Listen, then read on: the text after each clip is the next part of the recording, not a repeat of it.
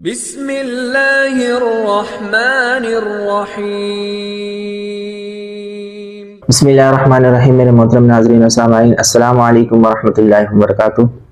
آج میں انشاءاللہ آپ حضرات کے سامنے بیان کروں گا کہ وہ کون سی صورتیں ہیں کہ جن کی بنا پر نیند سے وضو نہیں ٹوٹتا، اور وہ کون سی صورتیں ہیں کہ جن کی بنا پر نیند سے وضو ٹوٹ جاتا ہے، اور ساتھ ساتھ میں یہ بھی بیان کروں گا کہ انجیکشن اور ڈرپ لگانے سے وضو ٹوٹتا ہے یا نہیں ٹوٹتا۔ تو آئیے سب سے پہلے ہم پہلے مسئلے کی طرف آتے ہیں۔ دیکھیے، نیند سے وضو ٹوٹنے کا تعلق سرین کے زمین پر نہ جمنے سے اور غافل ہو کر سونے سے ہے۔ کہ بندہ اس طریقے سے سو رہا ہو کہ سرین زمین سے اٹھی ہوئی ہو اور غافل ہو کر سو رہا ہو، تو اس صورت میں اس کا وضو ٹوٹ جاتا ہے۔ اور کچھ صورتیں ایسی بھی ہیں کہ نیند کی بنا پر نیند آ بھی جائے تو اس صورت میں بھی اس کا وضو نہیں ٹوٹتا۔ یہ دو شرطیں ہیں، اگر ان دو شرطوں میں سے کوئی ایک شرط بھی پائی جائے تو اس سے نیند سے وضو نہیں ٹوٹے گا۔ پہلی شرط یہ ہے کہ سرین خوب زمین پر جمے ہوئے ہوں، اور دوسری شرط یہ ہے کہ غافل ہو کر نہ سو رہا ہو۔ اگر ان دونوں شرطوں میں سے کوئی ایک شرط بھی پائی جائے گی تو اس نیند سے وضو نہیں ٹوٹے گا۔ مثال کے طور پر ایک بندہ بس میں سفر کر رہا ہے، یا ایروپلین میں سفر کر رہا ہے، یا گھر پہ ہی بیٹھا ہوا ہے، کرسی پر بیٹھا ہوا ہے، اور اس کی سرین بالکل جمی ہوئی ہے، زمین کے ساتھ، سیٹ کے ساتھ بالکل جمی ہوئی ہے۔ اگر اس صورت میں وہ گہری نیند میں سو بھی جاتا ہے تو اس سے اس کا وضو نہیں ٹوٹتا، کیونکہ اس کی ایک شرط پائی جا رہی ہے۔ وہ ایک شرط کون سی ہے؟ کہ سرین کا زمین پر جمع ہوا ہونا۔ یہ والی شرط کے پائے جانے کی بنا پر نیند سے وضو نہیں ٹوٹے گا۔ اور دوسری شرط کی مثال یہ ہے کہ غافل ہو کر نہ سو رہا ہو۔ مثال کے طور پر سرین زمین سے اٹھی ہوئی ہے، کروٹ کے بل وہ لیٹا ہوا ہے، گہری نیند میں نہیں ہے، بالکل گہری نیند میں نہیں سو رہا، کہ آس پاس کے لوگوں کی باتوں کو وہ سن رہا ہے اور ماحول کے بارے میں بالکل پتہ ہے اس کو، تو ایسی صورت میں بھی نیند سے وضو نہیں ٹوٹے گا۔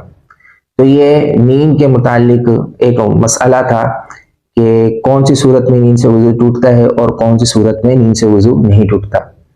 اب آتے ہیں دوسرے مسئلے کی طرف کہ آیا انجیکشن سے اور ڈرپ لگانے سے وضو ٹوٹتا ہے یا نہیں ٹوٹتا۔ پہلے انجیکشن والے مسئلے کو لیتے ہیں۔ دیکھیے، انجیکشن کی دو صورتیں ہیں۔ پہلی صورت تو یہ ہے کہ دوا پھٹوں کے ذریعے جسم میں ڈالی جاتی ہے۔ ایک انجیکشن کا طریقہ کار تو یہ ہے، اور دوسرا انجیکشن کا طریقہ کار یہ ہے کہ جسم سے خون نکالا جاتا ہے۔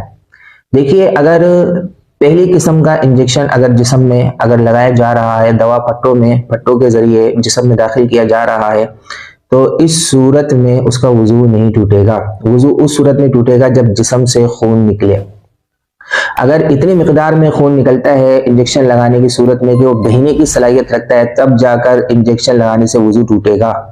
اگر اتنی مقدار میں نہیں نکلتا، عموماً اتنی مقدار میں نکلتا بھی نہیں، بہت قلیل مقدار میں نکلتا ہے کہ بہنے کی صلاحیت نہیں رکھتا، تو اس صورت میں انجیکشن لگانے سے وضو نہیں ٹوٹے گا۔ دوسری صورت یہ ہے کہ خون نکالا جاتا ہے، کہ عموماً ٹیسٹ کرنے کے لیے انجیکشن کے ذریعے خون نکالا جاتا ہے، تو اتنی مقدار میں خون نکالا جاتا ہے کہ بہنے کی صلاحیت رکھتا ہے، تو لہٰذا اس صورت میں اگر ایسا انجیکشن لگاتا ہے کہ جس سے خون نکالا جائے، تو اس صورت میں اس کا وضو ٹوٹ جائے گا۔ دیکھیے، وضو ٹوٹنے کا تعلق کس کے ساتھ ہے؟ وضو ٹوٹنے کا تعلق اس کے ساتھ ہے کہ جسم سے کوئی ناپاکی باہر نکلے، تب جا کر وضو ٹوٹے گا۔ اگر کوئی شے جسم کے اندر جا رہی ہے تو اس سے وضو نہیں ٹوٹتا۔ مثال کے طور پر جیسے بھی آپ کو میں نے مثال دی کہ دوائی آپ کے جسم میں پھٹوں کے ذریعے جا رہی ہے، تو اس کے ذریعے چونکہ جسم میں جا رہی ہے تو اس سے وضو نہیں ٹوٹے گا۔ اب ڈرپ لگانے کا مسئلہ، ڈرپ کی بھی یہی صورتحال ہے کہ ڈرپ میں بھی دوائی جسم کے اندر جاتی ہے، لہٰذا ڈرپ لگاتے ہوئے اگر خون نہیں نکلتا تو اس سے وضو نہیں ٹوٹے گا۔ اگر ڈرپ لگاتے ہوئے اتنی مقدار میں خون نکلا کہ وہ بہنے کی صلاحیت رکھتا ہے، تب جا کر وضو ٹوٹے گا۔ اگر خون نکلا اور بہنے کی صلاحیت نہیں ہے اس میں، تو اب اس کا وضو برقرار ہے، دوبارہ وضو کرنے کی حاجت نہیں ہے۔ یہ دو مسئلے میں نے آپ حضرات کے سامنے بیان کیے۔ اللہ تبارک و تعالیٰ کی بارگاہ میں دعا ہے کہ ان باتوں کو ذہن میں محفوظ رکھنے کی توفیق عطا فرمائے۔ آمین و آخر دعوانا ان الحمد للہ رب العالمین۔